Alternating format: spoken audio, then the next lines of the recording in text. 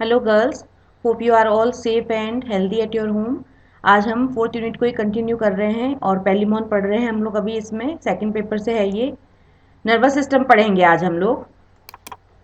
Nervous system पेलिमोन का Annelida से resemble करता है और ये तीन पार्ट में हम इसको डिवाइड करते हैं: central nervous system, peripheral nervous system और autonomic nervous system. Central nervous system में एक पेयर होता है सेरिब्रल गैंग्लिया का और एक पेयर होता है सर्कम इसोफेजियल कनेक्टिव्स और डबल वेंट्रल नर्व कॉर्ड पाई जाती है। सेरिब्रल गैंग्लिया में यह ये होते हैं जो जंक्शन होता है कार्डियक स्टमक और इसोफेगस का, उसके जंक्शन पर ये पाए जाते हैं और ये बाइलोब मास होता है और इसको ब्रेन भी कहते हैं। सर्कम इसोफेजियल कनेक्टिव यह नर्व कॉर्ड होती है जो कि ओरिजिनेट होती है पोस्टीरियोलेटरल पार्ट ब्रेन के, और यह डाउनवर्ड रन करती है इसोफेगस की तरफ और यूनाइट हो जाती है वेंट्रल नर्व कॉर्ड से। प्रत्येक जो कनेक्टिव है वह शो करता है स्मॉल कमर्शियल गैंग्लियन और यह देती है एक mandibular nerve to mandible. Double ventral nerve cord यह मिड वेंट्रल लाइन जो होती है बॉडी की वहां पर होती है और इसमें 17 पेयर्स गैंग्लिया पाए जाते हैं। एंटीरियर 11 पेयर जो होते हैं गैंग्लिया के वसिपेलोथोरेक्स में होते हैं और ये फ्यूज होकर एक सिंगल और लार्ज मास बनाते हैं जिसे सिपेलोथोरेसिक गैंग्लियोनिक मास कहते हैं। जो पीछे वाले पोस्टीरियर 6 पेयर्स ऑफ गैंग्लिया होते हैं वेंट्रल नर्व कॉर्ड के, वह एब्डोमेन से बिलोंग करते हैं और ये सेपरेट रहते हैं। जो 6th एब्डोमिनल गैंग्लिया होता है वह दूसरे जो गैंग्लियन होते हैं उससे बड़ा होता है कंपैरेटिवली। फिर आता है पेरिफेरल नर्वस सिस्टम, जो सेंट्रल नर्वस सिस्टम से जो नर्व्स निकलती है और पूरे बॉडी पार्ट में जाती है और उससे जो सिस्टम बनता है उसको पेरिफेरल नर्वस सिस्टम कहते हैं। यह 5 पेयर होती है: ऑप्टिक, ऑप्थैल्मिक, एंटीनरी और टेग्यूमेंटल नर्व्स।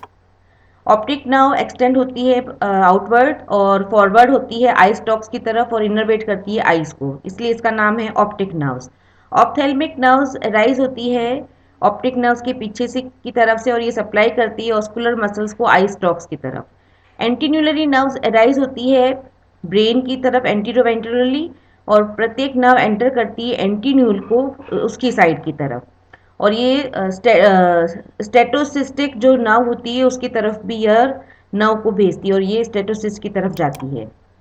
जो एंटीनरी नर्व्स होती है ये राइज होती है वेंट्रल साइड ब्रेन के और प्रत्येक नर्व एंटर करती है एंटीना उस साइड का। टेग्यूमेंटल नर्व जो होती है वह एंटीनरी नर्व्स के पीछे की तरफ आती है और ये इनर्वेट करती है लेब्रम को।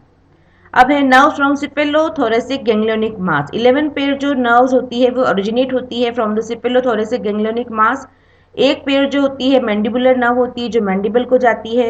एक पेयर मैक्सिलरी नर्व होती है जो मैक्सिलुली को जाती है। एक मैक्सिलरी नर्व्स मैक्सिली को, और 3 पेयर जो होती है मैक्सिलिपिडी नर्व्स मैक्सिलिपीड को जाती है, और 5 पेयर जो वॉकिंग लेग नर्व्स है वह वॉकिंग लेग्स की तरफ जाती है।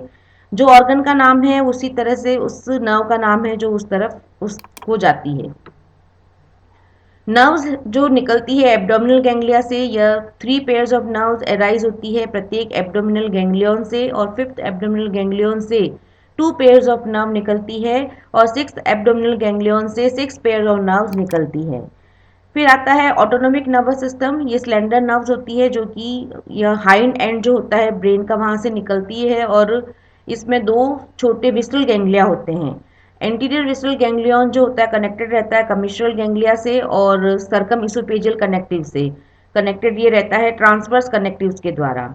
जो पोस्टीरियर विस्टल गैंग्लियन होते हैं वह 2 पेयर नर्व के देते हैं और उन मसल्स को देते हैं जो कि इसोफेगस और स्टमक की तरफ जाती हैं। ये डायग्राम है पूरा जो आपको लर्न करना है, प्रैक्टिकल में भी ये आपके कोर्स में है। ये ब्रेन है, सेरिब्रल गैंग्लिया 2 होते हैं, दोनों मिलके ये ब्रेन बनाते हैं। ये circumoesophageal commissure ventral thoracic ganglionic mass, ये वेंट्रल नर्व कॉर्ड, और ये जो 6 गैंग्लियन जो दिख रहे हैं वो सेंस ऑर्गन्स भी हम इसी के साथ पढ़ेंगे। डिफरेंट सेंस ऑर्गन्स पाए जाते हैं पेलिमोन में: स्टेटोसिस्ट, टैक्टाइल सीटी, ऑल्फैक्टरी सीटी और कंपाउंड आइज। ये सारे वो हैं, स्टेटोसिस्ट है ये, और ये दूसरे जो है कंपाउंड ये टैक्टाइल सीटी और ऑल्फैक्टरी सीटी जो होते हैं वो हैं। स्टेटोसिस्ट जो है वो एक पेयर स्टेटोसिस्ट पाए जाते हैं पेलिमोन में, और ये पाए जाते हैं एंटीन्यूल के बेस पर प्रीकॉक्सा में, और एक राउंड सैक के समान ये स्ट्रक्चर होता है। 1 से 1.5 मिलीमीटर वाइड होता है। इसकी आउटर ओपनिंग कवर्ड रहती है स्मॉल इंटेग्यूमेंट से, और ये रिसेप्टर सीटी के दो पार्ट होते हैं, एक तो स्वोलन बेस होता है और एक स्लेंडर शाफ्ट होता है। और जो बेस है वो आर्टिकुलेटेड रहता है एक मेम्ब्रेन से, और ये सप्लाइड रहता है स्टेटोसिस्टिक नर्व के द्वारा। और शाफ्ट इसमें बेंट होता है और फाइन ब्रिसल्स पाए जाते हैं। वर्किंग इसकी, यह स्टेटोसिस्ट जो है वह ऑर्गन से मेंटेन इक्विलिब्रियम मतलब बैलेंस ये बनाता है पेलिमोन का। जो सैंड ग्रेन्स इसमें पाए जाते हैं स्टेटोसिस्ट में, उसकी सहायता से बैलेंसिंग होती है। और ये जो सैंड पार्टिकल्स हैं वह स्टेटोलिथ की तरह कार्य करते हैं। जब एनिमल की पोजीशन चेंज होती है वाटर में तो ये सैंड ग्रेन प्रेस हो जाते हैं कुछ रिसेप्टर सीटी के द्वारा। इस तरह से नर्व फाइबर स्टिमुलेट हो जाते हैं और पोजीशन करेक्ट हो जाती है पेलिमोन की। टेक्टाइल सीटी पाए जाते हैं एंटीनी पे, और ये दोनों पार्ट की तरफ होते हैं। टेक्टाइल सीटी दो पार्ट होते हैं। इसमें स्टाउट प्रॉक्सिमल सेगमेंट होता है और एक डिस्टल सेगमेंट होता है। ये टच सेंसिटिव होते हैं, उनको ब्लेड भी कहते हैं। ऑल्फैक्ट्रिसिटी ये मिडिल में पाए जाते हैं एंटीन्यूल के स्मॉल फीलर में, और प्रत्येक सीटी में एक स्टॉक होता है और ब्लेड होती है, और प्रत्येक सीटी में एक छोटी स्मॉल नर्व निकलती है एंटीनरी नर्व जिसको कहते हैं।